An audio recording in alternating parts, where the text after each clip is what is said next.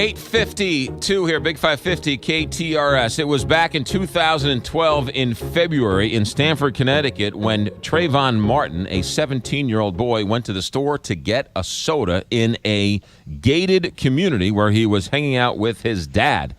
On the way home, he ran into a man named George Zimmerman, who shot the unarmed Trayvon Martin during the altercation. George Zimmerman was charged with murder but was acquitted at trial on self-defense grounds. 5 years later, the parents of Trayvon Martin have written a book called Rest in Power. Sabrina Fulton and Tracy Martin. Welcome to Big 550 KTRS here in St. Louis. Good morning. Good morning. What do you want people, what was the reason for the book? What do you want people to know? I have one little small correction that happened in Sanford, Florida, not Connecticut. I'm sorry, I apologize. Yeah, Sanford, Florida. We want people to know, we want other parents who have lost a child to kind of to relate to what we're saying. They obviously have gone through the pain and loss of a child, but it's not just for parents that are victims of senseless gun violence. It's parents of just someone who have lost a child. It might be through a car accident, or it might have been through a sickness or illness. And so we want those parents to relate. We want those parents to capture what we're saying by moving to the next step. What is the next step? What is the next step in your chapter of your life? And the parents who have not experienced the loss, we want them to feel our emotions, feel our pain, and kind of walk through this with us. And so we needed to write a book so that you can do that, so that we can tell our side of the story and you can kind of be compassionate to what we've gone through. Tracy, what was it about the news coverage that we missed? What did people not know that you guys were going through? What is it you wanted us to know? The heartache and the pain, the grief that we were going through, the what was tearing us apart. We wanted through the book, we wanted people to know who Trayvon was, what kind of person he was, what we endured sitting through the trial. And so I think that this book is meant to promote change, and that's what our mission is to change the narrative, change how people view young African American, black and brown boys. And so the book definitely speaks to that. It must be very difficult when your son says, hey, I'll be back in a minute, I'm going to get a soda, and he's shot and killed, and then to become a national story, and then to have him be on trial. It must be a very strange place to be in. Definitely.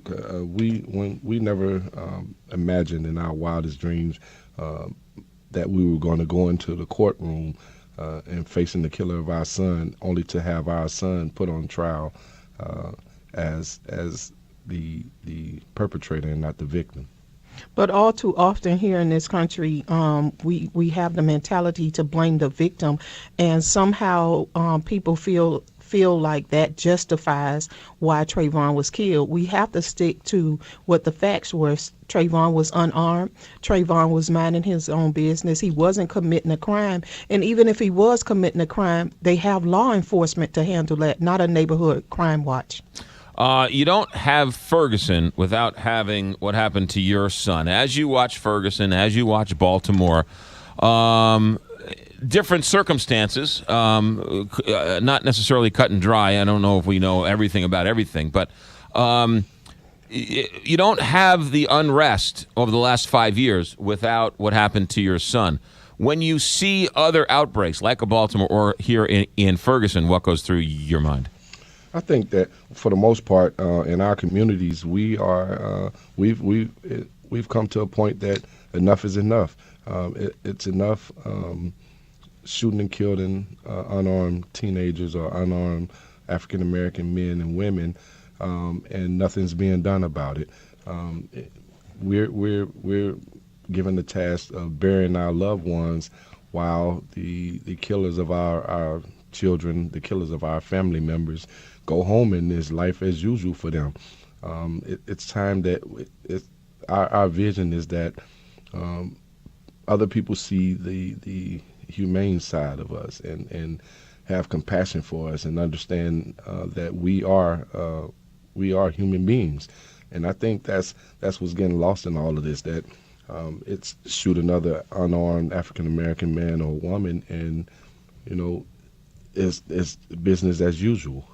The book is called Rest in Power. Sabrina Fulton, Tracy Martin. Rumors are that one or both of you are going to start running for office. Is that true or false?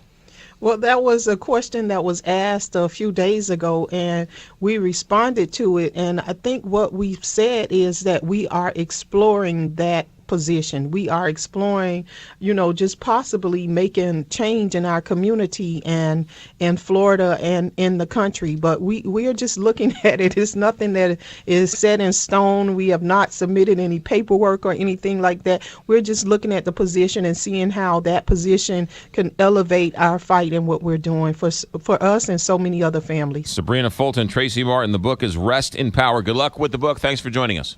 Thank you. Thank you. 8:57 KTR.